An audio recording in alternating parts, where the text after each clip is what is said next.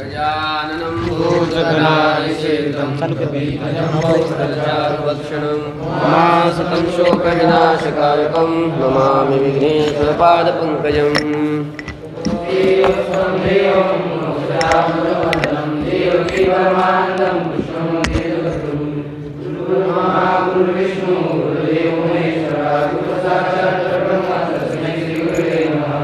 नमामि सद्गुरुं शान्तं सच्चिदानन्दविग्रहं पूर्णब्रह्मपदानन्दं विषमानन्दिवल्लभम्। अध्याय 8 श्लोक क्रमांक 6। यं यं वापि स्मरन् भावं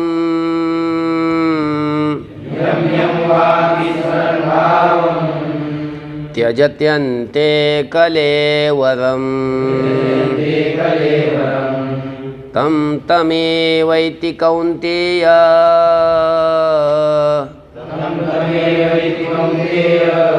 सदा तद्भावभावितः।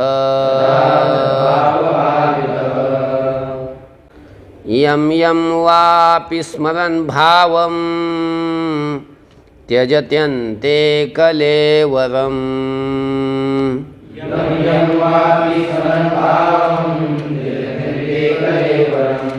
तं तमेवैति कौन्तेय सदा तद्भावभावितः।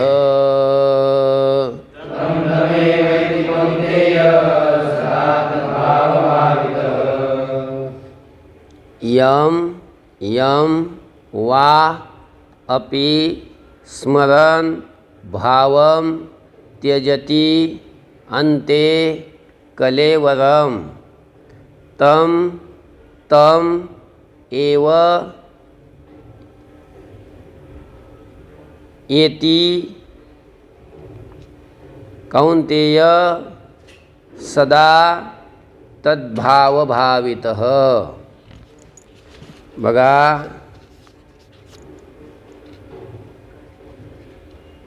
कौन्तेय हे कुंतीपुत्रा, मनुष्य अंते, दिसलं का अंते? अंतकाळी, अंते म्हणजे काय? अंतकाळाच्या वेळी यम यम भाव यम यम अपि भावं स्मरन्,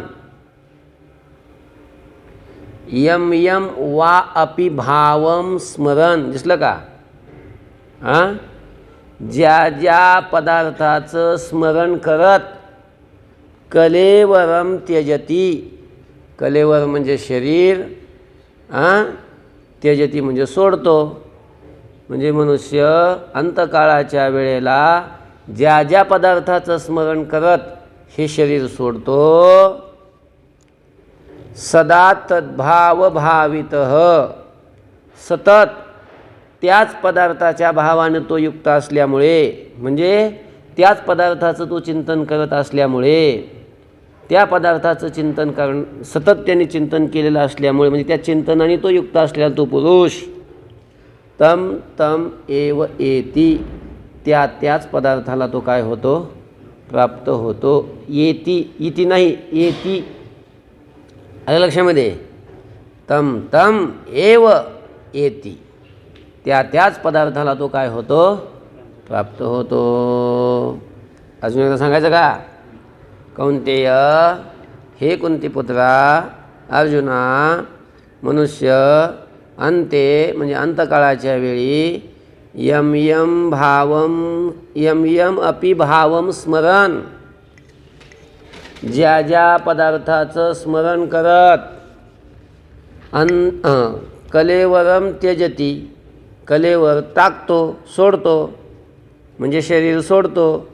सदा तद्भाव भावितः, सतत त्याच पदार्थाचं चिंतन करणारा तो पुरुष तम तम एव एति, त्या त्या पदार्थालाच तो काय होतो? प्राप्त होतो. अजून एकदा सांगू का? वा अगोदर घ्या. वा अथवा, दिसलं का? वा कुठे ते? वा अथवा.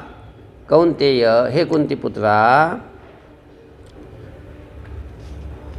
यम यम भावम अपि यम यम अपि भावम स्मरण, ज्या ज्या पदार्थाचं स्मरण करत अंते कलेवरम त्यजती, अंतकाळाच्या वेळी तू काय करतो? शरीर सोडतो. सदा तद्भाव भावितः, सतत त्याच पदार्थाचं चिंतन करणारा तो पुरुष, तम तम एव एती, त्या त्या पदार्थालाच तो काय होतो? प्राप्त होतो. कळलं का? म्हणजे मनुष्य ज्या ज्या पदार्थाचं स्मरण करत असताना शरीर सोडतो आणि अखंड त्यानं त्याचंच चिंतन केलेलं असल्यामुळं त्याला त्याच पदार्थाची काय होते? प्राप्ती होते. कळलं का? बघा, तस्मात् सर्वेषु कालेषु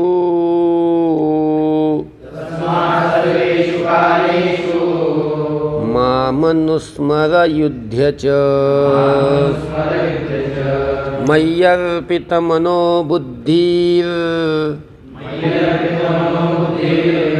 मामे वैश्यस्य संशयम्. तस्मात् सर्वेषु कालेषु मामनुस्मर युध्य च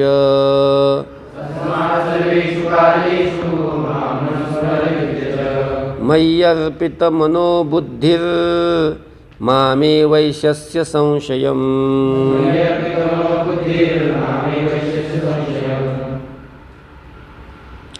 तस्मात् सर्वेषु कालेषु माम अनुस्मर युध्य च मय्यर्पितमनो बुद्धिः माम एव यस्यसि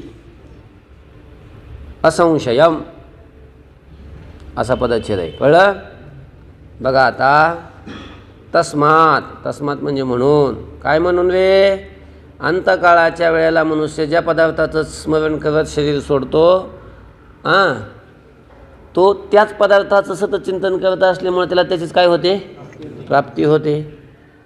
कारण त्याच पदार्थाचं सतत चिंतन करत असल्यामुळे अंतकाळाच्या वेळेला त्याला त्याचं स्मरण होतं की नाही? त्याला त्याचं स्मरण होतं. स्मरण झालं की शरीर सोडताना ज्याचं स्मरण केलं, ज्याचं स्मरण करत त्याने शरीर सोडलं, त्याच पदार्थाची त्याला प्राप्ती होत असते. आलं? म्हणून तस्मात म्हणून सर्वेषु कालेषु, सर्व कालामध्ये माम अनुस्मर, तू माझंच काय कर? स्मरण कर. च युध्य, आणि युद्ध कर. का?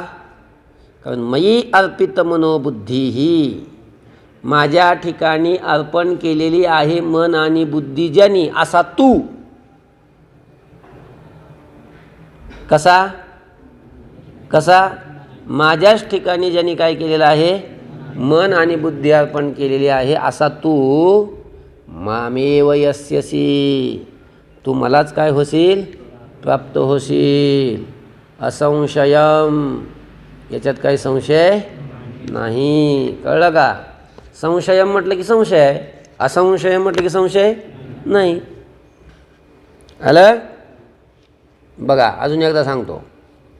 तस्मात् सर्वेषु कालेषु माम अनुस्मर, तस्मात् म्हणजे म्हणून, सर्व कालामध्ये तू माझं काय कर?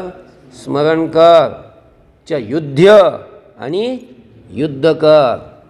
मयी अर्पित मनोबुद्धी ही, माझ्या ठिकाणी अर्पण केलेली आहे मनबुद्धी, मन आणि बुद्धी ज्यांनी, असा तू. माम एव यस्यसि, तू मलाच काय होशील? प्राप्त होशील. असंशयम, याच्यात काही संशय नाही. अभ्यासयोगयुक्तेन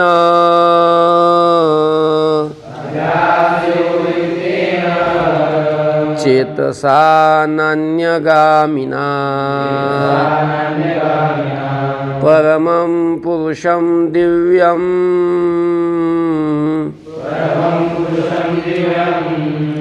याति पार्थानुचिन्तयन्. अभ्यासयोगयुक्तेन चेतसा नान्यगामिना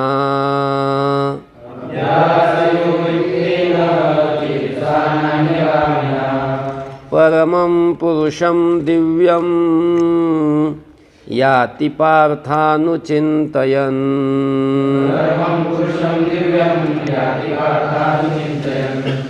अभ्यासयोगयुक्तेन चेतसा नान्यगामिना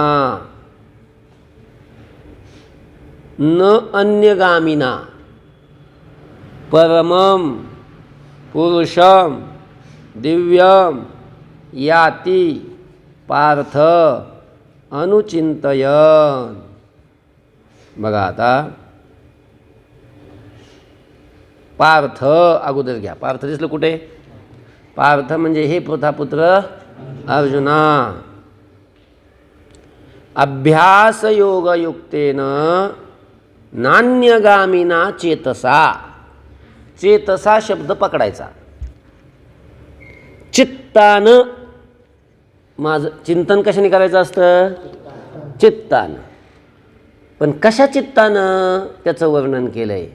अभ्यासयोगयुक्तेन, अभ्यास योगाने युक्त असलेल्या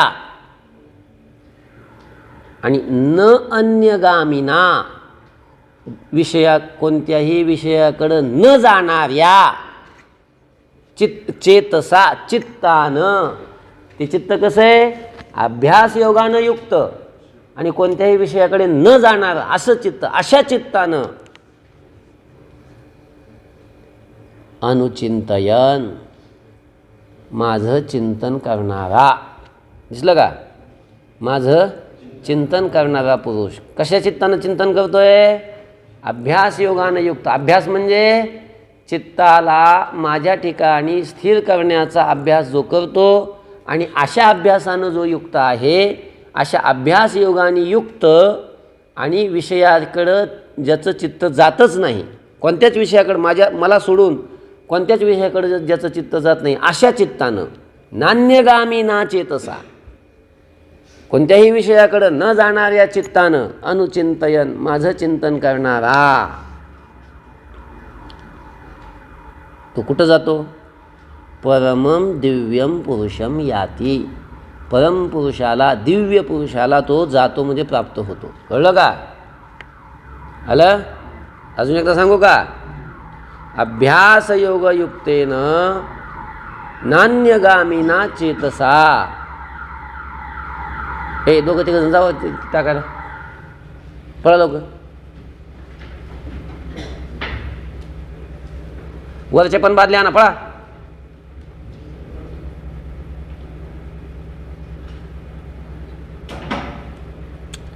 बघा, अभ्यास योगयुक्तेन नान्यगामिना चेतसा.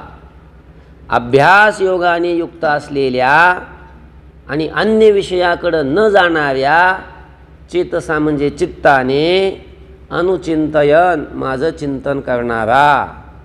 परमं दिव्यम पुरुषम याती. परम दिव्य पुरुषाला तो काय होतो? प्राप्त होतो. परम दिव्य पुरुष म्हणजे कोण? परमात्मा. परमात्म्याला तो प्राप्त होतो. बर, आता ज्या तो परमपुरुषाला प्राप्त होतो तो पुरुष कसा आहे? ज्याचं तो चिंतन करतो, चिंतन करून त्यालाच तो प्राप्त होतो. त्याच्या चिंतनाचा विषय बी तोच आणि तो प्राप्त पण कुठं होऊ लागलाय? त्या दिव्य पुरुषाला, परमपुरुषालाच. मग ज्या दिव्य परमपुरुषाला ज्या दिव्य परमपुरुषाचं तो चिंतन करतो आणि दिव्य परमपुरुषाला तो प्राप्त होतो, तो पुरुष नेमका आहे कसा? त्या परमपुरुषाचं वर्णन करतात आता इथे. चला. कविं पुराण मनुषासितार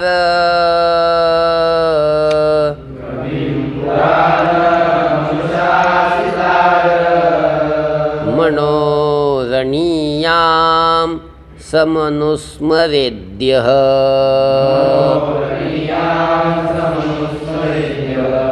सर्वस्य धातारमचिन्त्य रूप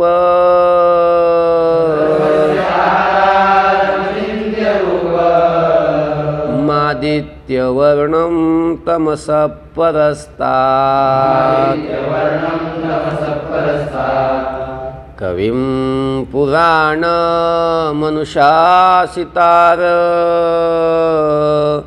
मनोरणीयां समनुस्मरेद्यः।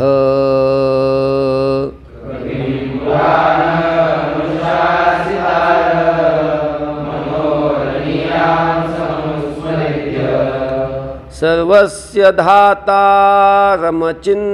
रूप मादित्यवर्णं तमसः परस्तात्।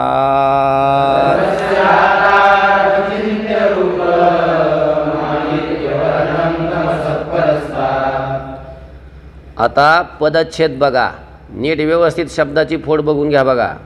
कविं पुराणम अनुशासितारम अनोह अनियासम. दिसलं का? अनोह विसर्गाचा रकार झाला आहे आणि पुढचा मिळून तो रकार पूर्ण झाला आहे. अनोह अनियासम. अनुस्मरेत अनुस्मरेत यह अनुस्मरेत यह सर्वस्य धातारम अचिंत्यरूपम आदित्यवर्णम तमसः परस्तात्. आला का पदच्छेद? आता यह दिसलं कुठे ते? यह यह अगोदर घ्या. यह म्हणजे जो पुरुष स्मरण करतो आणि स्मरण करून दिव्य पुरुषाला प्राप्त होतो. मग तो पुरुष कोणाचं स्मरण करतो? त्या पुरुषाचं वर्णन आहे आता हे. यह म्हणजे जो पुरुष. कविम कविम कवी म्हणजे उघड टलाट जोडणाऱ्याला कवी नाही म्हणत. कवी शब्दाचा अर्थ सर्वज्ञ, ज्याला सर्व कळतं, सगळं जाणणारा असा जो आहे त्याला कवी म्हणतात. आणि परमात्मा कसा आहे? सर्वज्ञ आहे, सर्व जाणणारा आहे, म्हणून परमात्म्याला कवी म्हणतात. कविम कवी असणाऱ्या म्हणजेच सर्वज्ञ असणाऱ्या. बघा अजून पुराणम अतिशय पुरातन असणाऱ्या. परमात्मा काताचा थोडंच आहे, फार जुना आहे तो. जुनाट जुगादीचे नाणे बहुता काळाचे ठेवणे लोपले होते पारिखेपणे ठाव चढणे चुकविला. जुनाट जुगादीचे नाणे. जुनाट आहे तो लय म्हणजेच पुराण म्हणजेच पुरातन आहे. कळलं का? पुरातन असणाऱ्या. अनुशासितारम सर्वांवर अनुशासन करणाऱ्या. सगळ्यावर अनुशासन कोणाचं आहे? अनुशासन सगळ्याचं नियामक कोण आहे? सगळ्याचं नियमन करणारा कोण आहे? तोच आहे. म्हणजे अनुशासितारम म्हणजे सर्वावर अनुशासन करणाऱ्या, सगळ्यांचं नियमन करणाऱ्या. बरं. अनोह अनियासम. अणु म्हणजे सूक्ष्म. म्हणजे पत्र्याला छिद्र पडलं की त्या पत्र्याच्या छिद्रातून दुपारी ऊन खाली येतं बघा घरात. आणि ते उन्हाचा जो पट्टा असतो घरात आलेला, आपण त्याच्यात असा हात फिरविला त्यात असे बारीक बारीक बारीक कण फिरताना दिसतात. त्याला पकडायचं, कुऱ्हाड घ्यायची आणि त्याचे 6 भाग करायचे. हाताला हात लावल्यावर हाताला स्पर्श जाणवत नाही त्याचा, पण डोळ्याला दिसतात ते उन्हात. दिसतात का नाही? मग तो अतिशय सूक्ष्म असणारा कण कशानं त्याचे भाग करायचे ते करा, पण त्याचा 6वा भाग त्याला अणू म्हणतात. त्याचे 6 भाग करायचे, त्याच्यातला 6वा भाग म्हणजे काय आहे? अणू. अणू म्हणतात त्याला. म्हणजे अणू फारच सूक्ष्म असतो आणि परमात्मा त्याच्यापेक्षाही सूक्ष्म आहे. अणोह अनियासम. सूक्ष्माहूनही सूक्ष्म असणाऱ्या. काय? सूक्ष्माहूनही सूक्ष्म असणाऱ्या. अजून सर्वच अनुस्मरेत नंतर घ्यायचं ती क्रियापद आहे. सर्वस्य धातारम सर्वांचं धारण पोषण करणाऱ्या. सर्वांना धारण तोच करतो आणि सर्वांचं पोषणही तोच करतो. सर्वांचं धारण सर्वांना धारण करणाऱ्या, सर्वांचं धारण पोषण करणारा जो आहे त्याचं. अचिंत्य रूपम, ज्याचं रूप स्वरूप कसं आहे, अचिंत्य, चिंतन करता येत नाही असं त्याचं ते स्वरूप आहे. अचिंत्य स्वरूप असणाऱ्या आदित्यवर्णम, आदित्य म्हणजे सूर्य, सूर्याप्रमाणे प्रकाशरूप असणाऱ्या, ज्ञानस्वरूप असणाऱ्या, तमसह परस्तात, तम म्हणजे अंधार, अज्ञानरूपी अंधार, अज्ञानरूपी अंधाराच्याही पलीकडं असणाऱ्या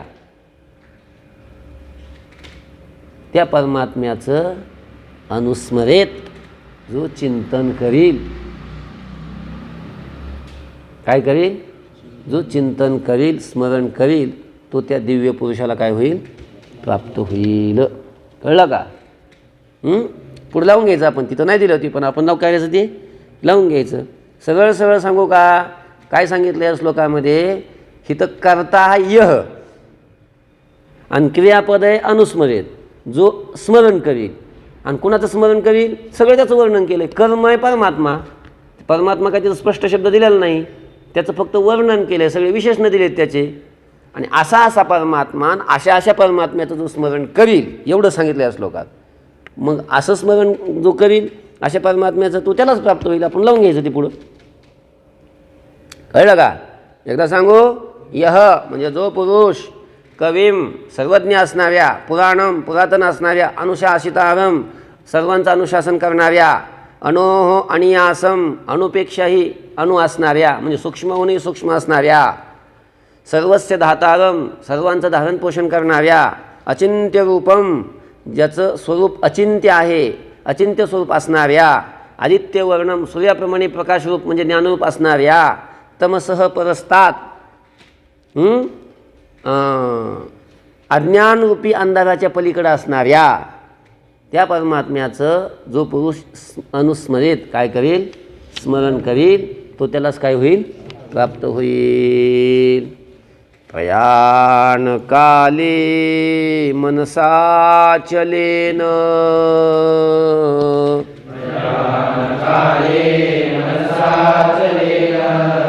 भक्त्या युक्तो योगबलेन चैव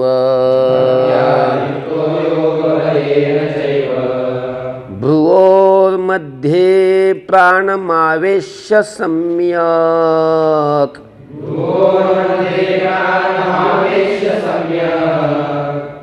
सतं परं पुरुषमुपैति दिव्यम् प्रयाणकाले मनसाचलेन भक्त्या युक्तो योगबलेन चैव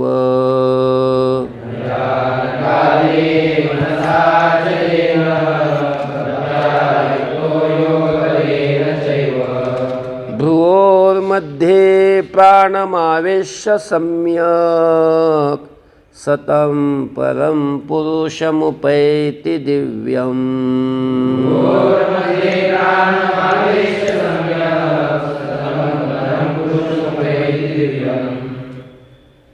बघा पदच्छेद.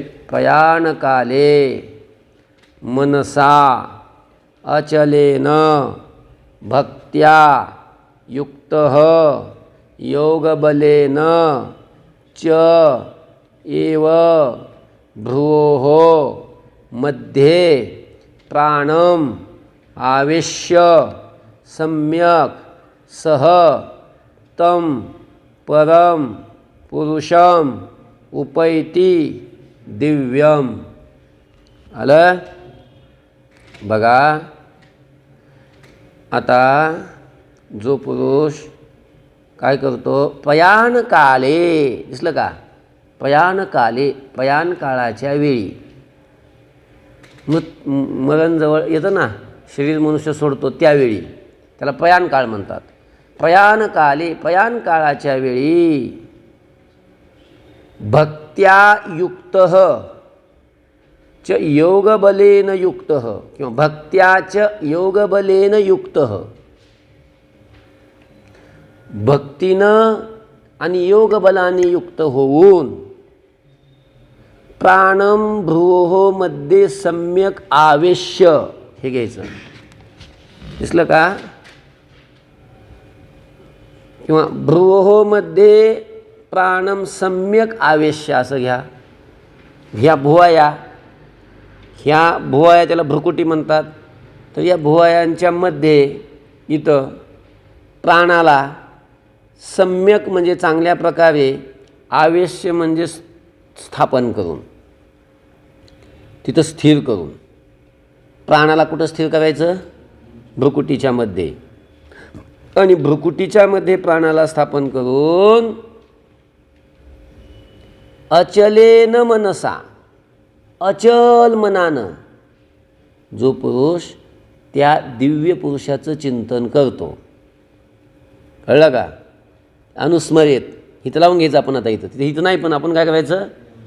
अचलेन मनसा, अचल म्हणजे स्थिर मनानं जो त्या दिव्य पुरुषाचं चिंतन करतो, स्मरण करतो, सह मग तो पुरुष तम दिव्यम परम पुरुषम उपैती, तो त्या दिव्य अशा परमपुरुषाला तो काय होतो?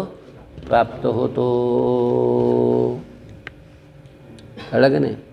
अर्जुनाने प्रश्न केला होता, नियतात्म पुरुषांकडून अंतकाळाच्या वेळेला तू कसा काय ज्ञेय होतोस, कसा काय जाणला जातोस? मग हे भक्त ज्यांचं अंतकरण नियत आहे, मन नियत आहे, असे पुरुष परमात्म्याला कसं जाणतात? अंतकाळाच्या वेळेला ते योगबलानं युक्त होऊन, भक्तीनं युक्त होऊन, प्राणाला आपल्या भ्रुकुटीमध्ये स्थिर करून, चांगल्या प्रकारे स्थिर करून, सम्यक आवेश्य म्हटले, मग त्या परमात्म्याचं स्मरण करतात. आणि स्मरण करत करत त्या दिव्य पुरुषाला ते प्राप्त होतात. कळलं का? इथपर्यंत उत्तर आलंय. अजून पुढं आहेच त्याचं. शेवटच्या प्रश्नाचं उत्तर सांगण्यासाठी अख्खा अध्याय आहे पुढं. ते पहिले जे 6 प्रश्न होते थोडक्यात उत्तर सांगितले त्याचे, पण शेवटचा प्रश्न जो होता महत्त्वाचा प्रश्न आहे तो बघा. अजून एकदा सांगतो. प्रयाण काळाच्या वेळी भक्त्याच योगबलेन एव युक्त, भक्तीनं आणि योगबलाने युक्त होऊन, भ्रुवोमध्ये प्राणम सम्यक आवेश्य, भ्रुकुटीच्या मध्ये प्राणाला चांगल्या प्रकारे स्थिर करून, अचलेन मनसा, अचल मनाने जो पुरुष त्याचं अनुस्मरेत काय करील? स्मरण करील. मग सह तो स्मरण करणारा तो पुरुष तम परम दिव्यम पुरुषम उपैती, तो त्या परम दिव्य पुरुषाला तो काय होतो? प्राप्त होतो. हलं? ओम शांती शांती शांती.